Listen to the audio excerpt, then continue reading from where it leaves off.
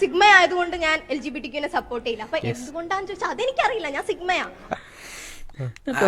ഒരു ചെറിയ ഡൗട്ട് ഉണ്ടോ ഇത് കാണുന്ന പ്രേക്ഷകർക്ക്? ചിലപ്പോ എന്താണ് ഈ സിഗ്മ? എന്താണ് സിഗ്മ എന്താണ് എന്നുള്ളത് ഗൂഗിളിൽ നമ്മൾ അടിച്ചു നോക്കി കഴിഞ്ഞാൽ ഇങ്ങനെ കാണാം. സിഗ്മ മെയിൽസിന്റെ ട്രേറ്റ്സ്, സിഗ്മ മെയിൽസിന്റെ ക്യാരക്ടേഴ്സ്. ലോൺ വൂൾസ് അവർ can adjust with people they like.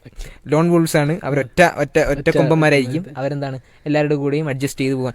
Possess പിന്നെ rusty social skills and don't care about others. മറ്റുള്ളവരെ ചിന്തിക്കാതെ പിന്നെ അവർക്ക് അങ്ങനെയാണ്. പിന്നെ self sufficient, original and fearless.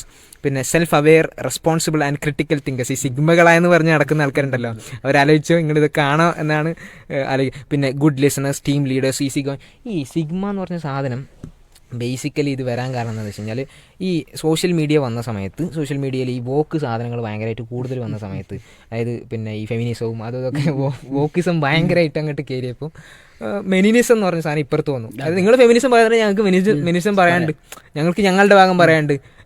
Menism എന്ന് പറയുന്നത് മറ്റതിന് അല്ല, അതിനൊരു റെസ്പോൺസ് ആയിട്ട് വന്നൊരു സാധനമാണ്. സ്വാഭാവികമായിട്ട് അതിൽ കുറേ പ്രശ്നങ്ങളുണ്ടാവും. മീൻസ് അവർ പറഞ്ഞു ഞങ്ങൾക്ക് പിന്നെ സ്ത്രീകൾ ആവശ്യമില്ല എന്ന് പറയുന്ന ആൾക്കാരുണ്ട്. MG ടോ എന്നിട്ട് മെൻ ഗോ ദെയർ ഓൺ വേ, ഞങ്ങളെ വൈക്ക് പോയിക്കോളാം, ഞങ്ങൾക്ക് സ്ത്രീകൾ ആവശ്യമില്ല എന്ന് പറയുന്ന ടീമയിലുണ്ട്. അങ്ങനെ ഒരു സ്പെക്ട്രമാണ് അതിൽ.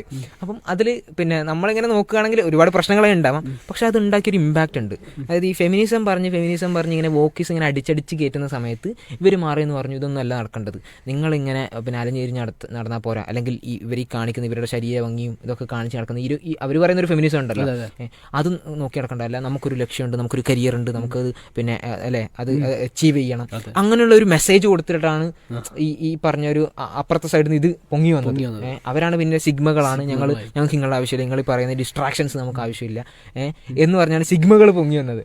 പിന്നെ സിഗ്മകളെ കുറിച്ച് കുറെ തെറ്റിദ്ധാരണകളുണ്ട്. അതെന്താ പറഞ്ഞ പോലെ വേറെ ഇത് ട്രെൻഡിന്റെ ഒരു ഇഷ്യൂ ഉണ്ട്. അതായത് ഒരു വേർഡ് ട്രെൻഡ് ആയി കഴിഞ്ഞാൽ പിന്നെ എല്ലാവരും അത് ഉപയോഗിക്കപ്പെടും. ഇപ്പോൾ ക്രിഞ്ച് എന്നപോലെ എന്താണ് സാധനം എന്ന് പോലും അറിയാതെ എന്ത് ചെയ്യുക ഉപയോഗിക്കപ്പെടുന്ന അവിടെയാണ് എനിക്ക് തോന്നുന്നു എന്ന് പറഞ്ഞിട്ടല്ലോ അവർക്ക് സിഗ്മ എനിക്ക് തോന്നുന്നത് ഞാൻ കേട്ടിട്ടുള്ളത് ഈ വുൾഫ് ഒക്കെ ഉണ്ടല്ലോ, ഡെഫിനിഷനിൽ പോലും എന്തുണ്ട് വ്യത്യാസം ഉണ്ട്. ഒന്നാമത് ഈ ഡെഫിനിഷൻ ഒന്നും അത്ര ക്ലിയർ കട്ട് ഇതൊന്നും അല്ല. കാരണം ഇത് 2010 എങ്ങനെയാണ് ഈ സിഗ്മ എന്ന് പറഞ്ഞ സാധനം ലോൺ വുൾഫ് എന്ന് പറഞ്ഞിട്ട് വന്നത്. 2020 ഇൻസ്റ്റാഗ്രാമിലൊക്കെ ഇത് ട്രെൻഡായി വന്നത്, നിങ്ങൾ പറഞ്ഞ പോലെ ട്രെൻഡിങ് ആയിട്ട് വന്നത്.